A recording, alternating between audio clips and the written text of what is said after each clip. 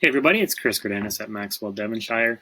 In this week's version of Cash Flowing Properties, we're going to look at Unit 246, 10636 120 Street. So downtown in the Oliver area. So an apartment style condo in a 4-story walk-up. Rents are pretty standard. This unit looks out into the courtyard, so a little quieter, a little bit of a greener view. Rents are pretty much similar in everything in the neighborhood here. So cash flowing properties. First question is, what's a cash flowing property? Cash flow is when the property brings in more money every month than it costs you to keep it. So what does it cost? It's your mortgage, your property tax, your condo fees, your repairs and upgrades as needed, and a property manager if you don't want to manage yourself. Managing a property, I always say it's a part-time job. So if you don't have time in your life for a part-time job, a property manager is well worth the money. They find a renter, put the renter in, deal with anything that comes up, collect rent for you. You just buy a property, they send you money every month. Cash flow, the reason why cash flow is important, though, is that if you have to subsidize your property every month, let's say you're short $200, $300 a month, what if you get sick at work and you can't work? Is this property going to put you into financial peril?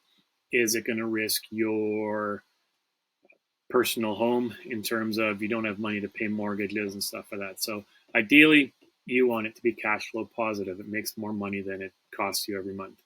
If you have extra money every month, that it's okay in a long-term investment looking for that equity build and stuff like that too, you could look at it not being cash flow positive.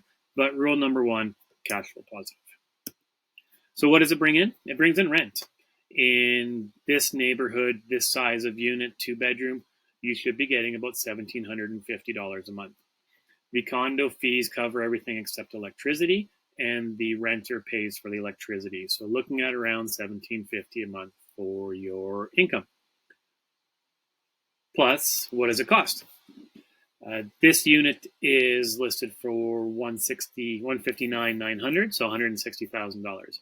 Your down payment looking at about $32,000, being 20% as the lowest you can put in for a rental property. Your mortgage cost $788 a month. If you have more to put down, fantastic. You can have lower monthly costs in terms of mortgage. If you have more to put down, maybe consider buying 2 places instead, because then as the equity grows, the value grows on that. Your renter pays down your mortgage, the market increases your value, you're making that spread, which is the whole idea of owning rental properties. So monthly cost of mortgage, $788. Condo fees, $479. These typically go up about 5% a year on average. As cost of living gets more, the people that shovel the parking lots cost more. Your utilities for the common areas cost more. So plan on about 5% a year increase, but also averaging about 5% a year increase in rent as well too. Property taxes, currently $126 a month, so about $1,500 a year.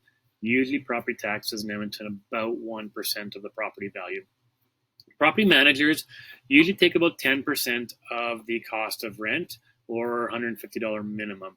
So this one have $150, probably end up being 17 or 175 a month, so about an extra 25 a month.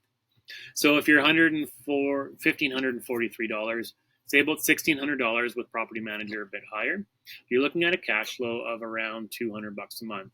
It doesn't have to be a big number. If you can find something that cash flows $400, $500, $600, fantastic. Usually it involves a house with a basement suite, a couple different renters that you're dealing with. But as long as it's cash flow positive, $20, $50, $100 in the green, in the black, not the red, that's not costing you money. You're putting away a bit of money, but your renter's paying the mortgage. You're gaining equity, which is the idea. Questions. So pretty basic, pretty quick and easy. The QR code here is a link to the actual property that we just looked at, Unit 246. So if you want to see some more pictures of it, see what the views look like, get to know the neighborhood a little bit, this particular unit is ready to go. It's got newer floors, freshly painted, everything's in fantastic shape. You rent, you buy it, you put a renter in, no renovations needed. If you have a place that's a bit rough or that needs a bit of renovations, that's going to factor into your purchase cost.